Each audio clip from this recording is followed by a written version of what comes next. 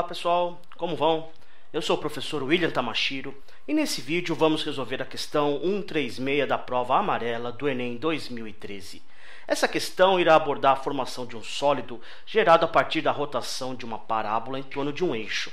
Entretanto, para a resolução dessa questão, será necessário apenas os conceitos de uma função do segundo grau.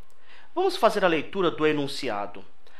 A parte interior de uma taça foi gerada pela rotação de uma parábola em torno de um eixo Z, conforme mostra a figura. Deixe-me fazer uma observação.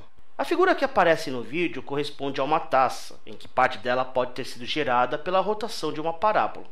Vamos continuar com o enunciado. A função real que expressa a parábola no plano cartesiano da figura é dado pela lei f de x igual a 3 meios de x ao quadrado menos 6x mais c, onde c é a medida da altura do líquido contido na taça em centímetros. Sabe-se que o ponto V na figura representa o vértice da parábola, localizado sobre o eixo x.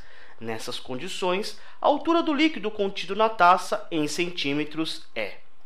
A geração desse sólido é similar aos sólidos de revolução, como por exemplo ao cilindro de revolução, que é obtido a partir da rotação de um retângulo ou de um quadrado em torno de um dos seus lados. Note que a rotação da parábola gera a parte interior da taça. Mas vamos analisar melhor a parábola descrita no enunciado. É dito que o ponto V na figura representa o vértice da parábola, localizado sobre o eixo x. Bem, sabemos que o vértice de uma parábola pode representar um ponto de máximo ou de mínimo de uma função do segundo grau. Se a concavidade da parábola estiver voltada para baixo, o vértice será o ponto de máximo de uma função do segundo grau. E se a concavidade da parábola estiver voltada para cima, o vértice será ponto de mínimo. E, pelo fato do vértice estar sobre o eixo x, essa será a única raiz da função, já que ele representa o ponto de mínimo. Então, essa função do segundo grau possui uma única raiz e tem o seu discriminante, ou delta, igual a zero.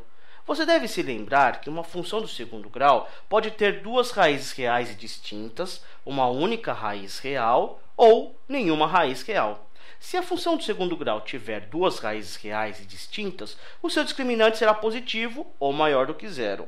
Se a função tiver uma raiz real, o seu discriminante será igual a zero. E se não tiver nenhuma raiz real, o seu discriminante será negativo ou menor do que zero. Assim, fazendo com que o discriminante da função seja igual a zero, temos que b ao quadrado menos 4ac é igual a zero.